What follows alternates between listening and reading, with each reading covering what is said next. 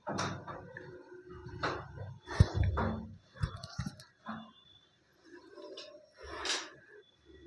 हाय, नमस्ते, आदाब। स्वागत करता हूं मैं आपके अपने यूट्यूब चैनल जीडीएस एजुकेटर पर। आज की क्लास में हम बात करेंगे उत्तर वैदिक काल। ठीक है, क्योंकि वैदिक काल में मैंने एक चैप्टर हम लोगों ने इसका पार्ट 1 पढ़ लिया है। ठीक है, तो उसमें हमने क्या पढ़ा था कि वर्तमान से 3500 वर्ष पहले, ठीक है, वर्तमान से 3500 वर्ष पहले, 3500 वर्ष पहले कुछ कबीलाई लोग सेंट्रल एशिया से यानी कि मध्य एशिया से भारत में आए, जिनमें आने वाले जो लोग थे उन्हें क्या कहा गया? उन्हें कहा गया जन और विश। ठीक है, अब ये कौन थे? जन और विश कौन थे? ये कबीलाई लोग थे। इनमें कौन कौन लोग थे? तो इसमें भरत थे, ठीक है, पुरु थे और यदु थे। ठीक है, भरत के नाम पर ही भारत का नाम पड़ा। तो ये लोग ये इसलिए आए क्योंकि इनका कहना ये था कि भारत के जो स्थानीय कबीलाई लोग हैं वो क्या करते हैं, इनके मवेशी चुराते हैं। और वो क्या करेंगे, 3500 वर्ष पहले जब भारत में आएंगे तो भारत के स्थानीय लोगों के साथ, जो स्थानीय कबीले के लोग थे उनके साथ क्या होगा, इनका एक फाइट होगा। और उसमें क्या होंगे, आर्य जीत जाएंगे। भाई इन्हीं को आर्य कहते हैं। आर्य क्या होंगे, उसमें जीत जाएंगे। ठीक है, और उनके जीतने का जो मुख्य कारण क्या था, हस्वचलित रथ था। और आर्यों की अगर बात करें, हम ऑक्यूपेशन की बात करें, तो सबसे मुख्य इनका व्यवसाय क्या था? पशुपालन था। तो हमने इतनी बात समझा, फिर आगे हम देखेंगे। ठीक है, तो यानी कि जो ये लोग आए, इन्हें पहले क्या कहा जाता था? इन्हें जन कहा गया। ठीक है, जन, फिर जन से क्या बनेगा? जनपद बनेगा। और जनपद से क्या बनेगा? महाजनपद। ठीक है, अब यहाँ पे जो लोग आए थे एक छोटे छोटे समूह में थे, यानी 20, 25, 12, 15 के समूह में जो लोग थे, तो कबीलाई समूह थे। लेकिन धीरे धीरे जब भारत के जो और भी स्थानीय कबीले के जो लोग हैं उनके साथ रहते रहते, भाई क्या होगा, दोनों के साथ कभी ना कभी तो ऐसा होगा जो मिलाप होगा, तो एक जनपद बनेगा। ठीक है, और जनपद से क्या बनेंगे? महाजनपद, जो कि हम पीछे पढ़ेंगे। ठीक, तो उत्तर वैदिक काल की अगर बात करें तो लगभग वर्तमान से 30 वर्ष पहले, ठीक है, उत्तर वैदिक काल क्या होता है, आपका प्रारंभ होता है। और इसमें कुछ ग्रंथ और भी लिखे गए हैं, क्योंकि ऋग्वेद की रचना हो गई थी। ऋग्वेद की रचना क्या हुई, हो गई थी, और उसमें जो नियम कानून लिखे गए थे, तो जैसे जैसे लोगों की संख्या बढ़ेगी तो नियम कानून भी बढ़ेंगे। ठीक है, तो एक बुक से तो होगा नहीं, तो और भी ग्रंथ लिखे गए। जैसे हम बात करें सामवेद, यजुर्वेद, अथर्ववेद, इसमें क्या दिए गए हैं? नियम और कानून दिए गए हैं। ठीक है, कैसे एक शासन व्यवस्था कैसे चलानी है, उसके लिए क्या दिए गए हैं? नियम कानून दिए गए हैं। ठीक है, अलग अलग वेदों में अलग अलग बातें लिखी गई हैं। अगर हम इसकी बात करें तो इसकी रचना कब हुई थी? उत्तर वैदिक, यानी कि उत्तर वैदिक काल में। और इसे क्या कहते हैं? उत्तर वैदिक ग्रंथ कहते हैं। इसलिए कहते हैं क्योंकि वैदिक काल के बाद क्या आता है? उत्तर वैदिक काल। अगर इसकी समय की बात करें तो हम 1000 BC भी कह सकते हैं। ठीक, अब इसमें हम समझेंगे कि जो राजा पहले जो कबीलाई लोग थे उनमें जो सबसे जो ताकतवर होता था वही क्या होता था? उस कबीले का राजा होता था। तो धीरे धीरे क्या होगा, ये जो राजा का जो क्षेत्र है वो बढ़ेगा, लैंड भी बढ़ेगा, आपस में क्या करेंगे भाई? फाइट करेंगे। तो राजा का पद क्या है? महत्वपूर्ण हो गया। राजा का जो पद था वो क्या हो गया? महत्वपूर्ण हो गया। और राजा के पद के साथ यज्ञ जोड़े जाने लगे, यज्ञ भी जोड़े जाने लगे। आपने एक यज्ञ का नाम सुना होगा, अश्वमेध यज्ञ। ठीक है, अश्वमेध यज्ञ के बारे में आपने सुना होगा। आपने रामायण देखा होगा, महाभारत देखा होगा, उसमें अश्वमेध यज्ञ दिखाया गया है, अश्वमेध यज्ञ के बारे में बताया गया है। ठीक है, जैसे आपने देखा होगा कि जब युधिष्ठिर अपने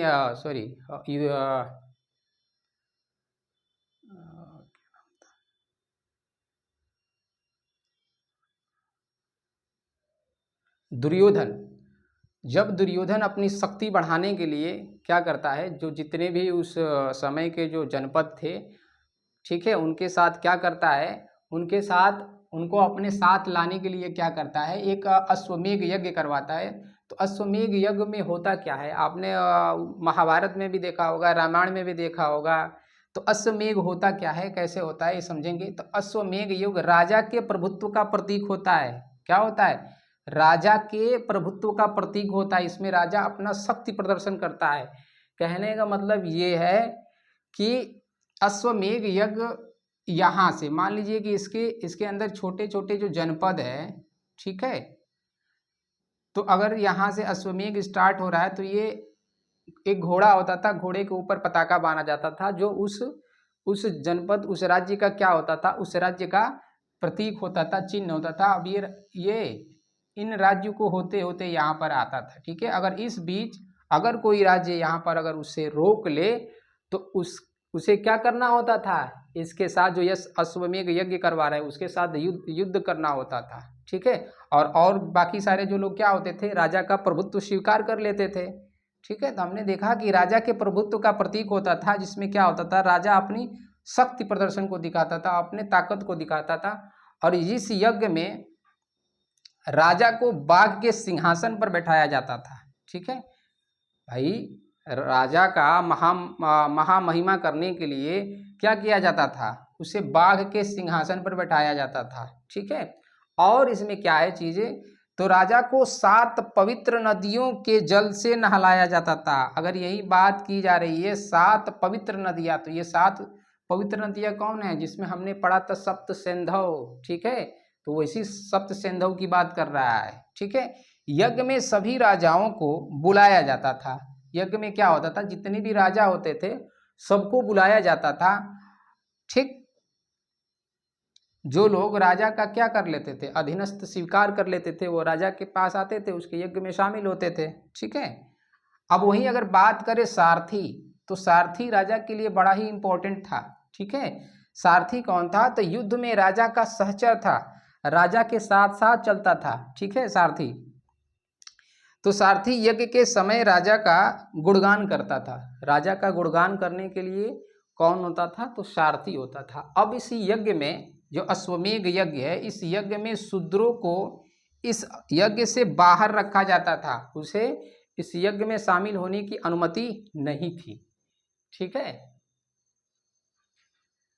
फिर आगे देखेंगे, इस काल में यानी कि उत्तर काल में जो युद्ध होते थे वो जमीन के लिए लड़े जाते थे। किसके लिए लड़े जाते थे, जमीन के लिए लड़े जाते थे, यानी कि भूमि क्या हो गई थी, इस समय इंपॉर्टेंट हो गया था, ठीक है। और इस काल में जो मुख्य व्यवसाय बन गया था वो क्या बन गया था, कृषि बन गया था। इसलिए आप देखोगे कि इस समय के जो राजा थे वो स्वयं क्या करते थे, कृषि करते थे। जैसे दिखाया गया है सीता माता, राजा जनक क्या कर रहे थे, खेत में हल चला रहे थे, तो सीता माता को उन्होंने वहाँ से प्राप्त किया। आप समझ सकते हैं जैसे श्री कृष्ण के जो भाई थे बलराम, उनका जो प्रतीक है, उनका जो चिन्ह है वो हल लिए हुए हैं, ठीक है। तो हल क्या हो गया था, उनके लिए प्रिय हो गया था, ठीक है। यहाँ तक महाभारत में भी जब लड़ाई हुई थी, श्री कृष्ण जब हस्तिनापुर गए कौरवों के पास, जब पांडव जब वनवास काट कर जब वापस आए तो जमीन के लिए कि भाई जो उनका हिस्सा बन रहा है उसे दे दीजिए, तो श्री कृष्ण गए वहाँ पर, ठीक है, कहाँ पे, दुर्योधन के पास दूत बनकर। तो दुर्योधन ने कहा जमीन का मैं सुई के एक नोक के बराबर भी जमीन नहीं दूंगा। तो वहाँ श्री कृष्ण ने क्या कहा, श्री कृष्ण ने ये कहा कि बरसों तक वन में घूम घूम बाधा विघ्नों को चूम चूम, सह धूप घाम पानी पत्थर पांडव कुछ और निखर, सहभाग न सब दिन सोता है देखे आगे क्या होता है, मैत्री की राह दिखाने को सबको सुमार्ग पर लाने को। और श्री कृष्ण हस्तिनापुर आए, पांडव का संदेशा लाए, यदि न्याय करो तो आधा दो, यदि उसमें भी कोई बाधा हो तो दे दो केवल 5 ग्राम। तो वही दुर्योधन कहता है कि मैं सुई के नोक के बराबर भी आपको जमीन नहीं दूंगा, ठीक है। तो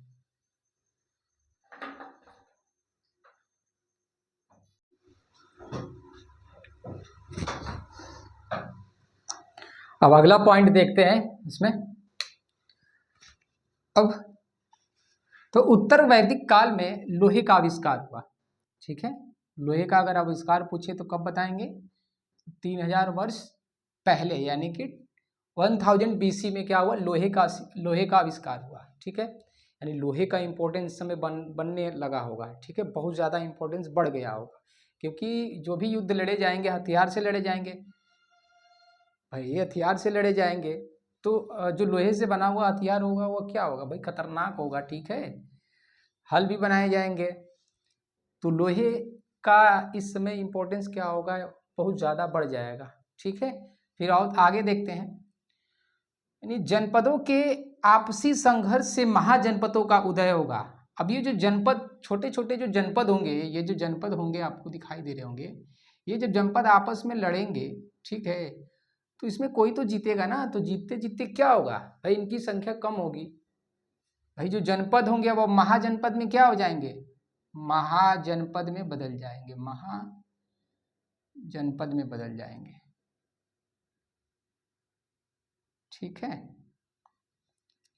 फिर आगे देखते हैं इसमें, तो जनपद काल में विशिष्ट प्रकार के बर्तनों का निर्माण, इससे क्वेश्चन पूछता है कि वैदिक पीरियड के जो बर्तन थे उन्हें क्या कहा जाता है, ठीक है। तो वैदिक काल के जो बर्तन थे वो कैसे थे, तो पेंटेड, ठीक है, ग्रेवेयर, ठीक है, यानी PCW जिसको बोलते हैं चित्रित धूसर, मिट्टी के बने बर्तन कैसे थे, चित्रित धूसर थे, और उस बर्तन पर ज्यामितीय आकार की आकृति बनी हुई है, ठीक है, ज्यामितीय आकृतियां बनी हुई आपको दिखाई देंगी। तो PGW पूछेगा तो क्या होगा, चित्रित धूसर मिट्टी के बर्तन बने होते थे, वैदिक काल के समय ऐसे बर्तन होते थे, ठीक है। वहीं देखे वैदिक, यानी कि जनपदों में वर्ण व्यवस्था, अब धीरे धीरे क्या होगी, जब लोगों की संख्या बढ़ेगी तो वर्ण व्यवस्था का देखिए यहाँ पर क्या हो रहा है, इजाद हो रहा है, वर्ण व्यवस्था क्या हो रहा है, यहीं से आपको देखने को मिलती है, कहाँ से, तो वैदिक काल से हमें वर्ण व्यवस्था देखने को मिलती है, ठीक है। तो वर्ण व्यवस्था, तो वर्ण कितने वर्ण है, 4 वर्ण में बांटा गया भाई, लोगों की संख्या बढ़ रही है, महाजनपद हो गया, तो भाई सब लोग क्या करेंगे, सबका काम अलग अलग होगा कि नहीं होगा, तो इन्होंने क्या किया, 4 वर्गों में विभाजित किया है। कौन सा, पहला, तो पहला ब्राह्मण, क्षत्रिय, वैश्य और शूद्र, यानी 4 वर्णों का जिक्र है इसमें वैदिक काल में। अब जो ब्राह्मण होते थे वो क्या करते थे, शिक्षा देने का काम, ठीक है, मंत्रों का उच्चारण, पढ़ाने का काम, ठीक है, क्या करते थे, पढ़ाने का काम करते थे, ठीक है। वहीं क्षत्रिय की बात करें तो ये कहा जाता है कि क्षत्रिय क्या करते थे, रक्षा करते थे, प्रोटेक्शन, ठीक है। वैश्य क्या करते थे, तो वैश्य का काम जो होता था क्या होता था, उत्पादन करना, जैसे कि कृषि करना, ठीक है, या और कुछ निर्माण करना, लोहे का हथियार बनाना, ये सारे काम, ठीक है, जो भी इस्तेमाल हो, किसमें, युद्ध में इस्तेमाल हो। वही बात करें शूद्र, तो शूद्र का क्या काम था, सर्विस देना, क्या करना, सर्विस देना, ठीक है, सर्विस देना। अब सर्विस देना किसको है, तो ये 3 वर्गों को देना है, 3 वर्ग को देना है, क्या करना, सेवा करना, घोड़े को चारा लाना, घर का काम करना, ऐसे काम, ठीक। तो आज की क्लास में इतना ही, फिर हम बात करेंगे अगली क्लास में। नमस्कार।